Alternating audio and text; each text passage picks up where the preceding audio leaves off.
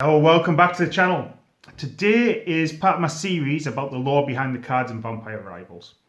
Today we're going to look at Clan Malkavian, a clan very close to my heart, perhaps my favourite of all the clans in the game. In case you haven't worked that out by the fact that all these videos so far have been on the Markavian Kickstarter playmat.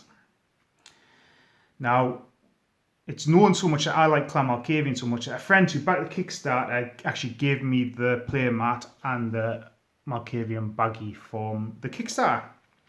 Now, because I like Malkavian so much, I have been playing with them most out the game. So I'm also going to be doing a sister video to this called the Malkavian playbook, talking about the cards, how to play it in the game.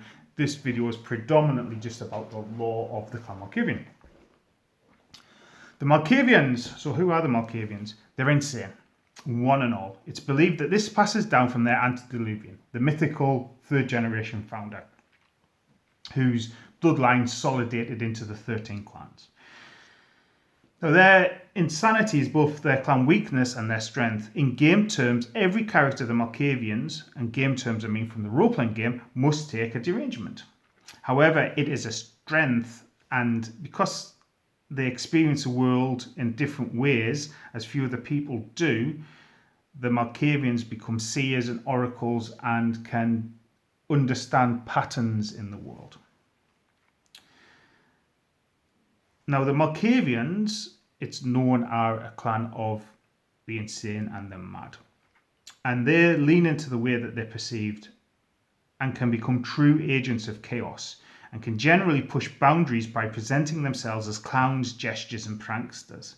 Things are never as they seem, however, when a Malkavian is telling you one thing, consider what they're not telling you.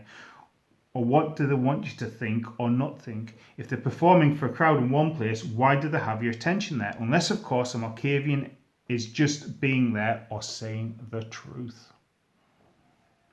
The Malkavian clan isn't just a jolly bunch of japesters. Their condition, when coupled with the vampiric condition, creates some of the most destructive and nihilistic vampires on the planet with little grasp on humanity. However, for every Malkavian like this, there is another who would surprise you with a seemingly normal countenance. One of the coolest Malkavians in the Vampire Eternal Struggle card game I used to play was called Normal, for example.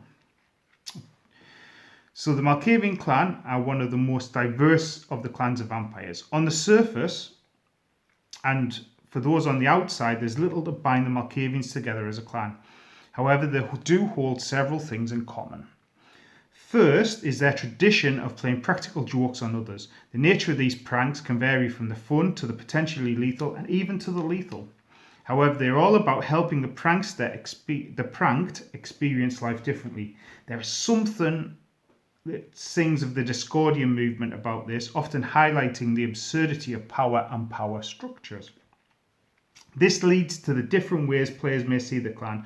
Overly jokey or funny Malkavians, just for the sake of being funny, have gained the moniker hat stand or fishmalk outside of the game. And this is a term of derision. Certainly myself, as a long-time fan of the clan, would roll my eyes at a fishmalk character. Indeed, during the time when I did live action with Camera UK, I led a faction of Malkavians against the fishmalks within the clan. The clan itself is bound together by a thing called the Cobweb, or Madness Network. It's a mystical network that binds the Malkavians to one another. You only register on it if you are a member of the clan, so every member is also aware of other members of the network when they're around. So infiltration of the Clan Malkavian is impossible. The network allows limited communications, but these are in the form of visions that need to be interpreted. But you can also put a call out which all Malkavians would know about and be attracted to the person that made the call. This may see groups of Malkavians, a kaleidoscope of kooks assembling unannounced, for example. It's believed that the memories of vampires can live on in the Madness Network. Certainly, this was part of the master plan of one of my vampire characters from the live role-playing games to live on forever and win the eternal struggle. By dominating a younger Malkavian into making them think they were me, well, my character, my plan was for them to diabolise me, and I would either take over them, being an elder vampire, or have me dragged onto the Madness Network. Did it work? Who knows? I surrendered my character and it was a fun end to a plan which was 6 months to a year in the making. A very Malkavian plot. So, the history of the clan. In ancient days, the clan were seers, viziers and advisors. Their knowledge and insights were greatly prized. They sided with the Venture and Toreador of Rome in their wars with the Bruja of Carthage. It was with the support of the Malkavian Alcaeus of Syracuse, the Venture were able to gain dominance in the Punic Wars. Those were the real-life wars between Rome and Carthage. However, by the time of the Middle Ages, the clan had fallen in status to that of a low clan. Stigma was attached to the mental maladies of the Malkavians. It's worth talking at this point about dementation. Dementation is another vampiric discipline from the game, or it was before 5th edition. In the first edition of the game, the Malkavian discipline spread was the Dominate, Obfuscate, and Auspex that you know from the Rivals card game, 5th edition. Then in 2nd edition, right up, the Camarilla Malkavians still had that discipline spread. However, the Sabbat Malkavians gained a discipline called Dementation, replacing Dominate, that created Madness and others. It did have one of my all-time favourite powers of the game, Eyes of Chaos, which could pull random information together about a thing. However, I didn't care for it much, but thought it filled a really interesting niche in the Sabbat. Then in 3rd edition, all Malkavians gained Dementation as an in-clan discipline. Now we see some players today railing against changes being made to the 5th edition of the role-playing game canon and how it was done really blunt and how it upset and changed the clans. For me, I was there in 3rd edition, hating the fact that the Malkavians Dominate was replaced with Dementation. I mentioned earlier leading a battle against the Fishmalks, and it was the Fishmalks and the acceptance of Dementation and just how it was used by players to just lazy representations of Clan Malkavian. However, I'm over it, but let's just say nerd rage at changes written to canons, nothing new. Now I mention it because the in-game justification was that during the formation of the Camarilla, when Clan Malkavian joined, they replaced their Dementation en masse. It had some not so subtle powers, and with the Camarilla putting the Masquerade front and centre, it was believed that this would help the clan maintain the Masquerade. That led to those Malkavians beyond the Pale within the Sabbat maintaining Dementation, as the Sabbat do not care in the slightest about the Masquerade. Now V5, as I mentioned earlier, have Malkavians back with Dominate. And V5 seems to be attempting to go back to a lot of the 1st/2nd edition things, and in my opinion, that's not a bad thing. Now, the 2 Dementation powers that I actually liked out of the discipline can be picked up in Auspex and Dominate. Dominate's the voice of chaos, like a voice of madness power.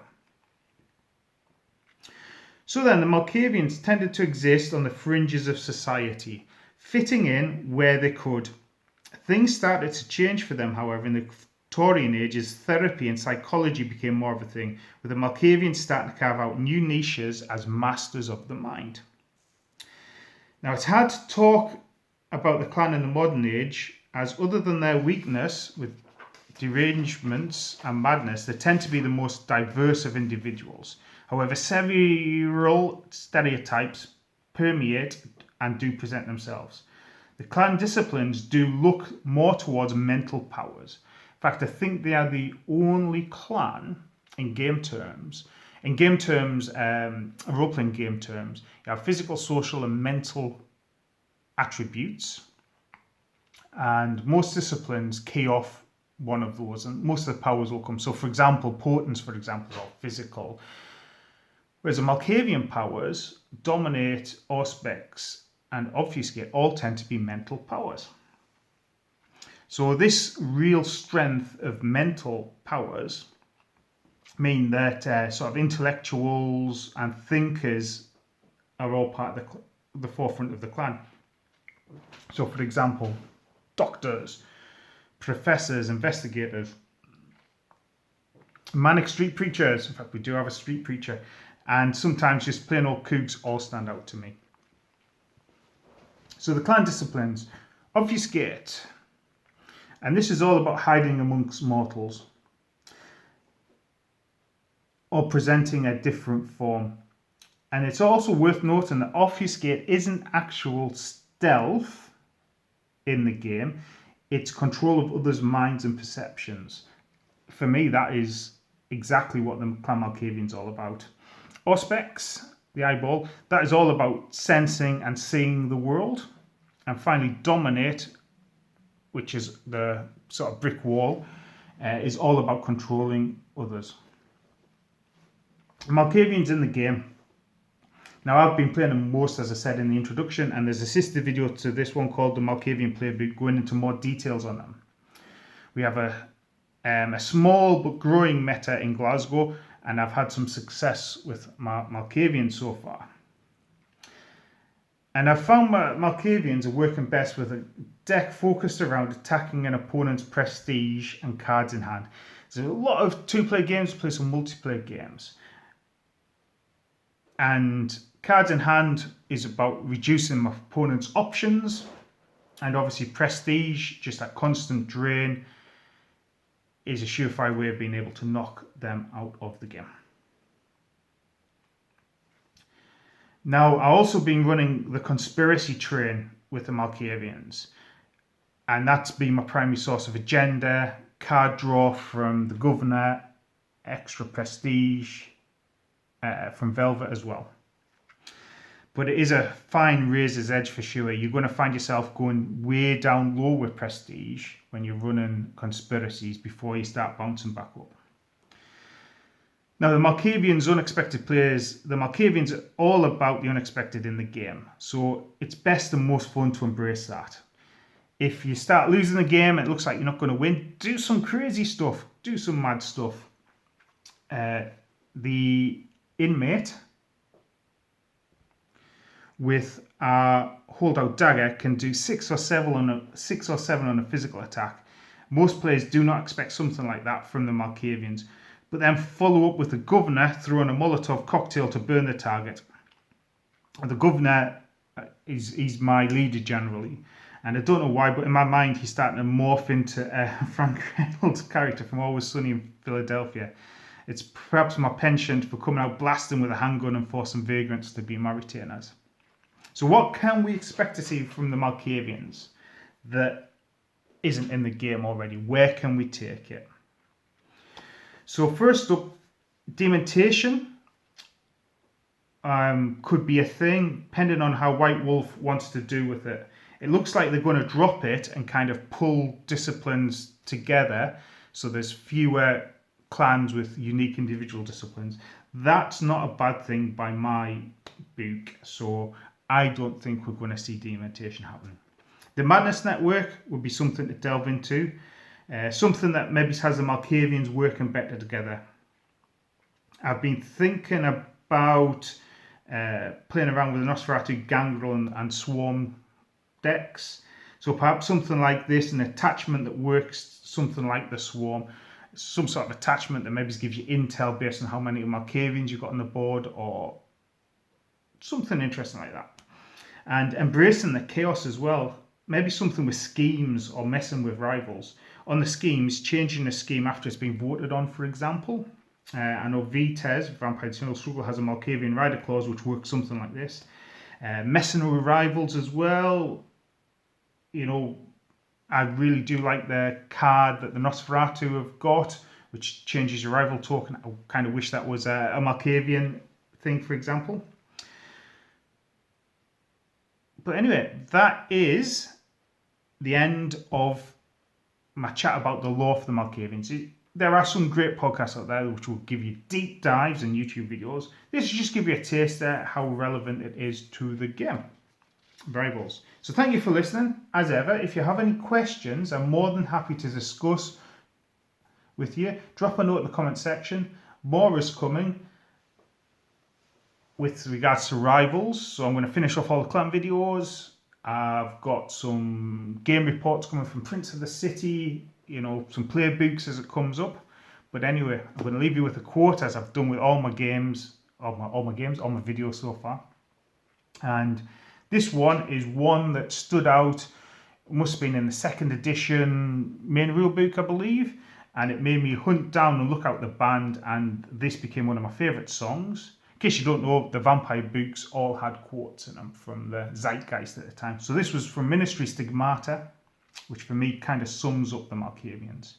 Just like a car crash, just like a knife, the only truth I need is a look in your eye. Thanks for watching.